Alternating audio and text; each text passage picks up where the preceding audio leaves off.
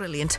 Right, let's start the show this morning talking about these empty flats. You may have seen this in the news this morning. Almost 1,000 flats which were originally earmarked for the Birmingham 2022 Commonwealth Games Athletes Village are still standing empty almost a year after completion. Now, some residents living near the complex in Perry Barr say they feel like the apartments are laughing at them. Jon Hunt is a Liberal Democrat councillor for the Perry Barr ward on Birmingham City Council. He's with us here on BBC Radio WM right now. Well, welcome to you, Jon. Good morning.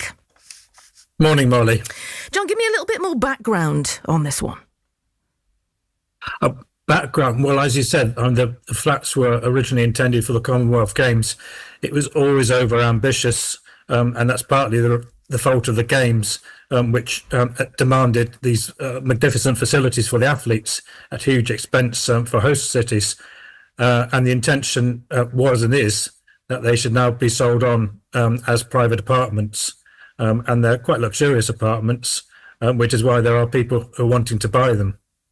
The problem is, I think valuers are coming out and they're seeing Perry Barr at the moment. It looks quite blighted because the flats are empty and the area around the flats is incredibly blighted because there's so much unfinished stuff from the Games. Well, Jon, before we get on to price, which, as you've mentioned, and we know is an issue, just going back a step, you say it was over-ambitious and they probably weren't going to be used at the time because the completion hadn't happened.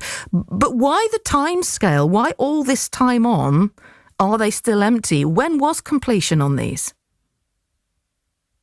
I'm not sure in some ways, Molly. The problem seems to be that they've gone on the market. As I said, people appear to be interested in buying them, and that's come from the council officials and also from what I've heard anecdotally. But they can't get mortgages on them. But they haven't been. They haven't been available to buy for a year, though, have they? No, because they took some time finishing them off.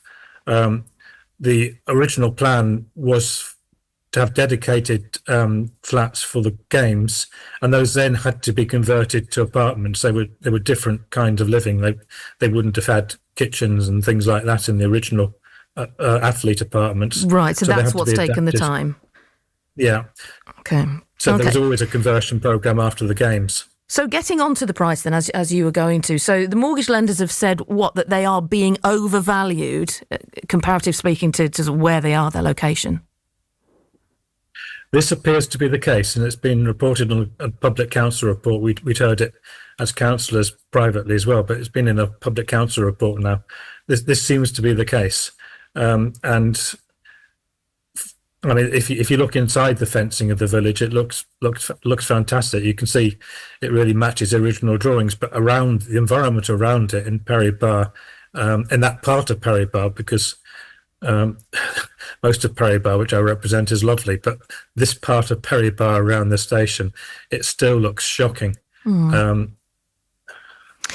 Jon, what about litter on the streets? What people in the ward have been saying to you? And I was reading the story earlier on, and I saw one picture of graffiti that said "Home, you're homeless." That does seem to be a very, very strong feeling that people who are in dire need are walking past these empty flats. We've heard that quote there that they seem to be laughing at us. One lady said about the flats. I mean, how are you dealing with this? That's an obvious thing to think, isn't it? And that there is meant to be on the back of this, particularly some council housing coming in, but the whole development of the site is halted. I mean, there's still huge areas of land around there which is meant to have more housing on it, incredibly, including some council housing.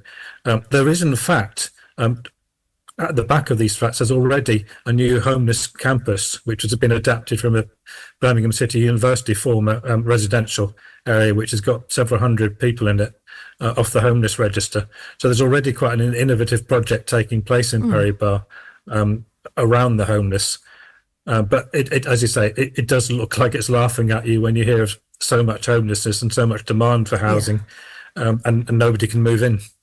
Well, just as a final question to you, what do you think is going to happen going forward, Jon? Do you think these prices, they're just going to have to come down, aren't they? Otherwise it's stalemate. I'll take a second or two to say what I'd like to happen, because what in my mind has happened is too much of this Perry Barr project has been imposed from the top and from the centre. local people were not listened to, and we were deliberately shut out of much of the planning for this and for other parts of the so-called Regen project in Perry Barr. And what I'd like to see going forward is far more cooperation. We had Andy Street at a ward meeting on Wednesday night, and he was talking about all this, and I said, well, can't we all get together? Can't we have a partnership between the regional mayor, the city council, the local people, the local councillors, and work together to improve Perry Barr and to sort out the small problems as well as the big ones, so the area looks worth living in. And the council seems optimistic that they will get people to move in sooner or later. In fact, they need to, because it's rather important for the council finances.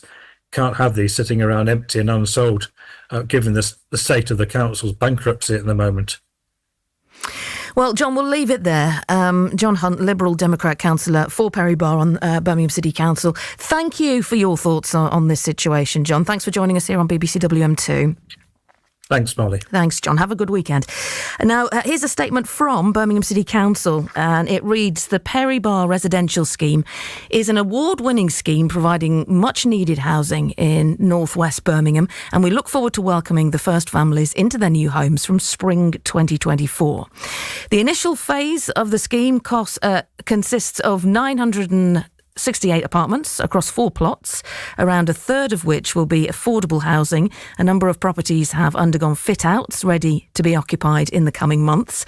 However, the first tranche of these ready-to-occupy properties are already available to buy via the council's appointed estate agents, Connells. We're liaising with those first-time buyers who expressed interest under the government's First Homes pilot, a scheme which we have now replaced with a new discounted product being made available as an alternative affordable housing offer, and sales processes are now underway. The council is also working with its commercial property advisors to market some of the plots for sale to create a balanced mix of housing types to help meet a range of local needs, and there has been significant interest despite fluctuation in the housing market. That's a recent statement from Birmingham City Council. If you